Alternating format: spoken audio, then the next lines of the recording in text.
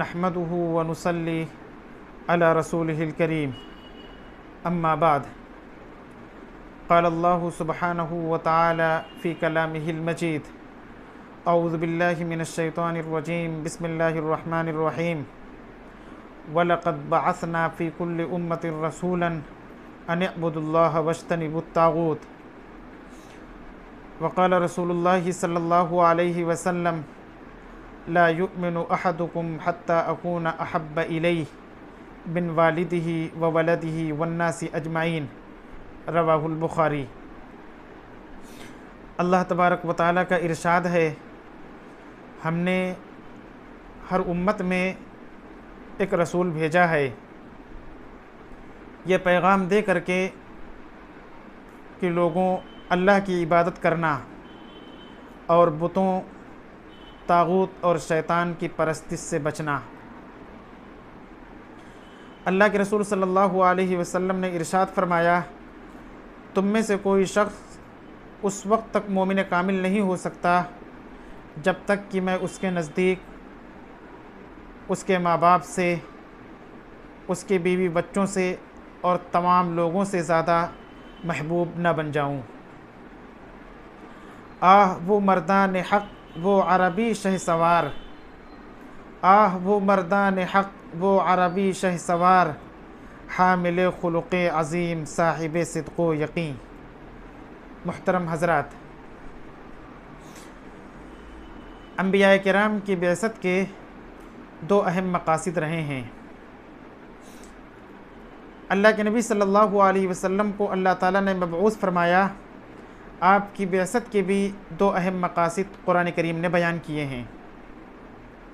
پہلا مقصد لوگوں کو اللہ تعالیٰ سے جوڑنا، لوگوں کو مالک حقیقی، خالق حقیقی اور معبود حقیقی سے جوڑنا، اور دوسری چیز لوگوں کو لوگوں سے جوڑنا، انسانوں کو انسانوں سے جوڑنا۔ آپ صلی اللہ علیہ وسلم کی جب بعثت مبارکہ ہوئی تو اس وقت کفر و شرک اور بت پرستی کا دورہ تھا، انسانیت بالکل گر چکی تھی، اور اسی طریقے سے لوگ آپس میں ایک دوسرے کے دشمن تھے، لوگ ایک دوسرے پر زیادتیاں اور ظلم کرتے تھے۔ کہا جاتا ہے کہ اس وقت بڑے اور امیر لوگوں کا حال یہ تھا کہ جب وہ دسترخوان پر کھانا کھانے کے لیے بیٹھتے تھے تو غریب آدمی کو لایا جاتا تھا، اس کو جلایا جاتا تھا، اور اس کی روشنی میں امراء اور حکام کھانا کھاتے تھے۔ اس حد تک انسانیت گر چکی تھی۔ اللہ کے نبی صلی اللہ علیہ وسلم کو اللہ تعالیٰ نے مبعوث فرمایا تو آپ صلی اللہ علیہ وسلم نے لوگوں کو اللہ تعالیٰ کی ذات سے جوڑا، لوگوں کو مالک حقیقی اور خالق حقیقی اور معبود حقیقی سے جوڑا، اور لوگوں کو لوگوں سے جوڑا، انسانوں کو انسانوں سے جوڑا۔ قرآن کریم میں اللہ تعالیٰ نے یہ ارشاد فرمایا، وَاذْكُرُوا نِعْمَةَ اللَّهِ عَلَيْكُمْ إِذْ كُنْتُمْ أَعْدَاءً فَأَلَّفَ بَيْنَ قُلُوبِكُمْ فَأَصْبَحْتُمْ بِنِعْمَتِهِ إِخْوَانًا۔ اپنے اوپر اللہ کے احسان کو یاد کرو، جبکہ تم ایک دوسرے کے دشمن تھے تو اس نے تمہارے دلوں میں الفت و محبت پیدا کر دی، تو اس کے فضل سے تم آپس میں بھائی بھائی بن گئے۔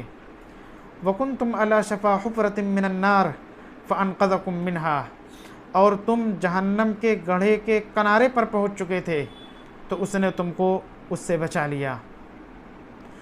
درفشانی نے تیری قطروں کو دریا کر دیا، درفشانی نے تیری قطروں کو دریا کر دیا، دل کو روشن کر دیا، آنکھوں کو بینا کر دیا۔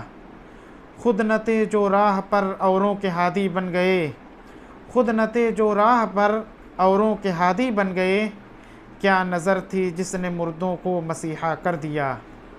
محترم حضرات، نبی پاک علیہ الصلاۃ والسلام سے محبت ایمان کی جڑ اور بنیاد ہے۔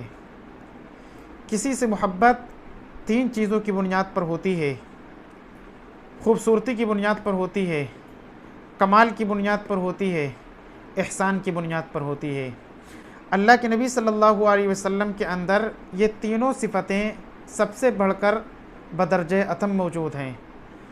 چاند سے تشبیہ دینا بھی کوئی انصاف ہے، چاند سے تشبیہ دینا بھی کوئی انصاف ہے، چاند میں ہے جھائیاں حضرت کا چہرہ صاف ہے۔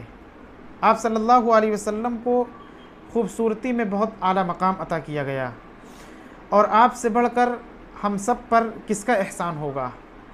آپ ہمارے محسن بھی سب سے بڑھ کر ہیں۔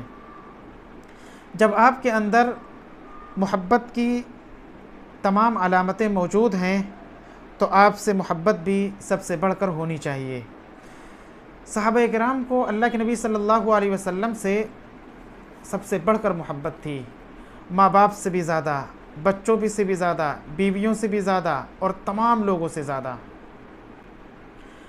غزوہ احد کے موقع پر آپ صلی اللہ علیہ وسلم کی طرف مشرکین نے پیش قدمی کی۔ آپ نے فرمایا، کون ہے جو مجھ پر جان دے گا؟ زیاد بن سکن رضی اللہ تعالی عنہ 5 انصاری صحابہ کے ساتھ آگے بڑھے اور ہر ایک نے اپنی جان قربان کر دی۔ اسی جنگ میں بنو دینار کی ایک خاتون تھی، صحابیہ تھیں، ان کے شوہر، بھائی اور والد تینوں شہید ہوئے۔ پہلے باپ کی شہادت ہوئی، پھر بھائی کی ہوئی، پھر شوہر کی ہوئی۔ ہر مرتبہ اس خاتون نے یہی پوچھا کہ آپ صلی اللہ علیہ وسلم کا کیا حال ہے؟ جب اس کو بتایا گیا کہ آپ صلی اللہ علیہ وسلم ٹھیک ہیں تو اس نے کہا کہ مجھے اس وقت سکون ملے گا جب میں آپ کو دیکھ لوں کہ واقعی آپ ٹھیک ہیں۔ جب اس نے آپ صلی اللہ علیہ وسلم کو دیکھ لیا تو اس نے کہا، کل مصیبت بعدک جلل، اگر آپ ہیں تو آپ کے بعد ہر مصیبت بالکل آسان ہے۔ یہ محبت تھی صحابہ کرام کے اندر۔ یہی وہ محبت ہے جس کا اہل ایمان سے مطالبہ ہے۔ آئے دنیا میں بہت پاک و مکرم بن کر، آئے دنیا میں بہت پاک و مکرم بن کر، لیکن آیا نہ کوئی رحمت عالم بن کر۔ اللہ کے رسول صلی اللہ علیہ وسلم کے ہم پر بہت سے حقوق ہیں۔ بنیادی طور پر اگر خلاصہ کیا جائے تو 5 حقوق ہیں۔ سب سے پہلی چیز آپ پر ایمان لانا، دوسری چیز آپ کا عظمت و احترام، تیسری چیز آپ سے محبت، چوتھی چیز آپ کی اطاعت، اور 5ویں چیز آپ صلی اللہ علیہ وسلم پر درود بھیجنا۔ اگر آج بھی اللہ اور اس کے رسول کی محبت اہل ایمان میں پیدا ہو جائے تو دنیا کا نقشہ بدل جائے۔ اگر پہلو میں دل ہو اور تڑپ اسلام کی دل میں، اگر پہلو میں دل ہو اور تڑپ اسلام کی دل میں، برس سکتا ہے ابر رحمت پروردگار اب بھی۔ فضائے بدر پیدا کر فرشتے تیری نصرت کو، اتر سکتے ہیں گردوں سے قطار اندر قطار اب بھی۔ وآخر دعوانا ان الحمد للہ رب العالمین۔